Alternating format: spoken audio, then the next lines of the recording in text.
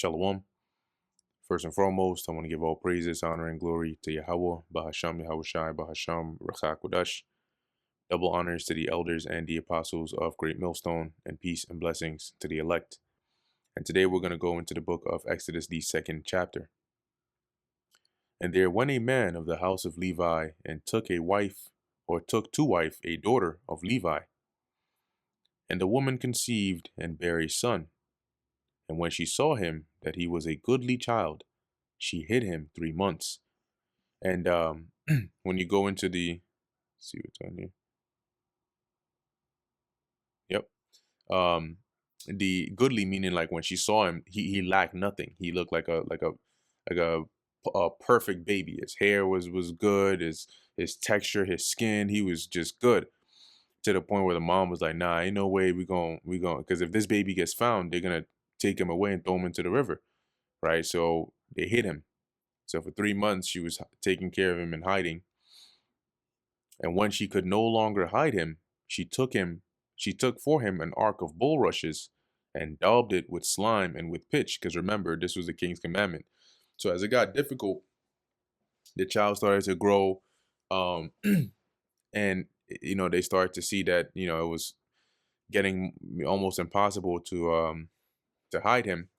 She made an ark, so like a box, okay, of bulrushes and daubed it with slime and with pitch, and that would make it waterproof. And put the child therein, and she laid it in the flags by the river's brink. So by the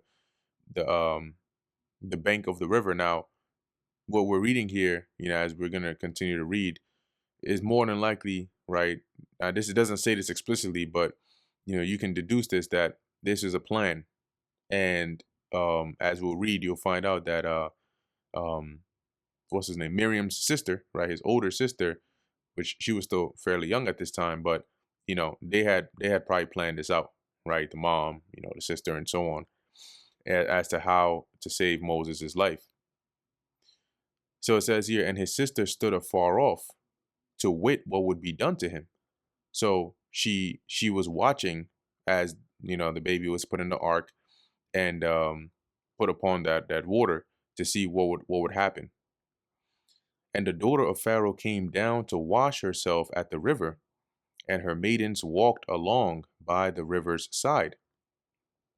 And when she saw the ark among the flags, she sent her maid to fetch it. So you think it was by coincidence that they had it to where the ark containing Moses was just randomly put in some random spot, and then Pharaoh's daughter just suddenly comes across it? No. And as we'll read on down, it seems that Miriam herself might have been one of the maids of the daughter of Pharaoh. Okay, hence, you know, you'll see her interaction with her. So basically, the baby is put in the ark strategically, knowing that Pharaoh's daughter would often shower or wash herself around that area. So it was put in a place where it would be visible, and then she would see it. And when she opened it, she saw the child, and behold, the babe wept. And she had compassion on him, and said, "This is one of the Hebrews' children." So that's a Hebrew baby. Then said his sister to Pharaoh's daughter, "Shall I go and call to thee a nurse of the Hebrew women, that she may nurse the child for thee?" Now, there was an order given that the male children should be killed, right? That's number one. Number two, if this is Pharaoh's daughter, right? You're not just going to be like a random woman that just stumbles upon her, and while she's about to wash herself, and you can just freely come up to her and then make a suggestion concerning all this. No, she had to have been one of those maids that was one of Pharaoh's daughter's maids that was with her at the time. And being that close to Pharaoh's daughter, you know, she could have planned it with the mom to be like, "Look, put the baby in the ark right around here, because this is where Pharaoh's daughter comes to wash herself. And when she comes to wash herself and she sees it, I'll suggest, when she sees the baby, I'm gonna suggest that, oh, let me go get one of the Hebrew women to take care of the baby for you, to breastfeed it and everything." And obviously, who is she gonna call? Their actual mom. So lo and behold, that's what she does, right? She suggests that to Pharaoh's daughter. And Pharaoh's daughter said unto her, Go. And the maid went and called the child's mother, being Moses' mom. And Pharaoh's daughter said unto her, Take this child away, and nurse it for me, and I will give thee thy wages. And the woman took the child and nursed it. So interestingly enough, now she's getting paid to take care of her own child. And the child grew, and she brought him unto Pharaoh's daughter, and he became her son. So this was an exception, right? Because it's easier for Pharaoh's daughter to appeal and say, hey, I want this baby to be mine, versus a Hebrew saying, please save my son. And Pharaoh's like, nope, the order is they got to die. So Moses' life was saved, and this also put him in a position of, to be preserved. So now, being old enough to be weaned, he now goes to, Pharaoh's daughter, as it says, her dwelling, right, to be her son. And she called his name Moses, which in the Hebrew is Mashah. And she said, because I drew him out of the water. And I believe that's drawn, Mashah.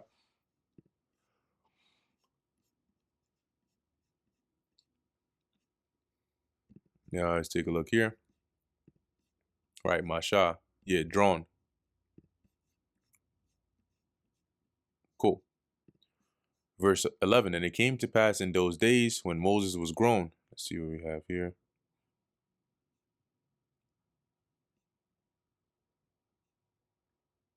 Yeah. When Moses was grown, he went out unto his brethren and looked on their burdens. So he saw the hard work and the labor in which his brethren, meaning the Israelites, the labor in which they were made to serve, and he spied an Egyptian smiting in Hebrew one of his brethren. Now Moses knew who he knew he was a Hebrew, right? It's not like something they would have hid from him. But you can imagine, before, when he was still younger, probably being taught, his actual manners and customs and so on. Of course, when he went to, live in the dwelling of Pharaoh's daughter, he would be raised, right, in being taught like how a mother would raise her child. The education that they would give them, especially for him, it would be good. The things that he would be trained in and all that, because he was like a prince. So he would be skilled in all these things. But if indeed, the maiden, right, which was Miriam, right, if indeed that was one of Pharaoh's daughter's maids, then likely she would have also been around, and probably, also basically keeping an eye on Moses, right, as he's growing and everything. So it says here, he sees this day that an Egyptian is basically beating a Hebrew, and he looked this way and that way. So he looked to the left, he looked to the right, he scouted the area, and when he saw that there was no man, he slew the Egyptian and hid him in the sand. So he basically delivered the Israelite by killing that Egyptian and hiding his body. And when he went out the second day, so this was him likely coming into the work area, right, or the dwellings of the Hebrews. So now he goes there the second day, and behold, two men of the Hebrews strove together. So they were going back and forth with each other. And he said to him that did the wrong, wherefore smitest thou thy fellow? So, hey, chill out, man. Y'all are brothers. Why are you hitting him? Like basically you were the one in the wrong. And he said, who made thee a prince and a judge over us? Intendest thou to kill me as thou killest that Egyptian? So basically, who the hell are you? You think just because you in Pharaoh's house or whatnot, you're a lord over us? What you gonna do? You gonna kill me like you killed that Egyptian? And Moses feared and said, surely this thing is known. So word has got out, because if this guy, because this was a different person than the one he rescued. And he's like, if they already know, then word has gone out. And if word has gone out, then Pharaoh's going to find out. Now, when Pharaoh heard this thing, he sought to slay Moses. Because in his mind, he's like, I already know the Hebrews are a threat. I had mercy for my daughter's sake. She raised in Hebrew, and now look. And he was probably telling her this all that time. Be careful with him. He's a Hebrew. And he's going to, more than like, if you're not careful, he's going to, probably even usurp the kingdom for his own people. And then boom. Now he's like, see, Didn't I tell you? Bring him here. He's going to die. But Moses fled from the face of Pharaoh and dwelt in the land of Midian. And he sat down by a well. And if you look up here, what is this? Moses flees to Midian.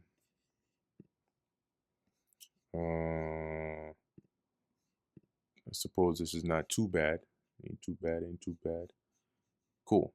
So if we take a look at this here, let's say from this area, even Goshen, fleeing, all the way across this Sinai Peninsula, this desert area, all the way boom into Midian. And he sat down by a well. Now the priest of Midian had 7 daughters, and they came and drew water and filled the troughs of to water their father's flock. So that troughs are like the feeding trays, right? And that way they could give the flock water to drink. And the shepherds came and drove them away. You know, basically came to kick them out of there, like, yo, move, move, move. You know what I'm saying? Like we out here to draw water. But Moses stood up and helped them and watered their flock. Now, it doesn't, you know, scriptures don't give us the details on what he did. If he just, spoke sternly to them, or if he got physical with them, or whatever the case is. But he basically stood up for them and drew the water for them, as it says, and watered their flock. And when they came to Reuel, which is another name for Jethro, their father, he said, "How is it that ye are come so soon today?" So, wow, you guys came back really fast. What's going on today? And they said, "An Egyptian delivered us out of the hand of the shepherds, and also drew water enough for us, and watered the flock." And he said unto his daughters, "And where is he? Why is it that ye have left the man? Call him, that he may come and eat bread." So basically, you just had a man that just showed you this kindness, and you just left him there? No, go and get him. And Moses was content to dwell with the man, and he gave Moses Zipporah his daughter. Now, this is probably skipping over a good span of years here, where from the day Moses gets the invite to come in, he probably talks, he's communing with him, where you from, what's going on? Oh, he probably doesn't tell them what he did, but just the fact that he's here and he doesn't really have a place to stay, but, he's sojourning, right? And then knowing the kind of man Jethro is, he's probably like, oh, you know what, you can dwell with us for some time. Moses dwells with them, kind of like Jacob, right? Eventually he starts to, contribute. You don't just stay there like a freeloader. And then in due time, Jethro gives Moses one of his daughters, i.e. Zipporah, to wife. And she bare him a son, and he called his name Gershom, for he said, "I have been a stranger in a strange land." And when you go into the the name Gershom, it says here Garasham, foreigner, okay, son of Moses. Verse 23, and it came to pass in process of time that the king of Egypt died, and the children of Israel sighed by reason of the bondage, and they cried, and their cry came up unto God by reason of the bondage. So they kept, every day, right? Like today, in this oppression, you basically sigh, right, onto the Lord due to the vexation that you got to deal with, and the Lord heard it, right? Verse 24, and the Lord heard their groaning, and God remembered his covenant with Abraham, with Isaac, and with Jacob. And God looked upon the children of Israel and had respect unto them. And when you go into that, when you read that in another translation concerning having respect unto them, in the NKJV it says here, he acknowledged them. In the NLT it says, and knew it was time to act, right? So basically the Lord was like, all right, now it's about time where he starts to, set up their deliverance out of there. And that brings us to the end of the book of Exodus, the 2nd chapter. Lord willing, that was edifying to the elect. In closing, I want to give all praises, honor, and glory to Yahweh, Bahasham Yahweh Shai, Bahasham Rakha Kudash. Until next time, Shalom.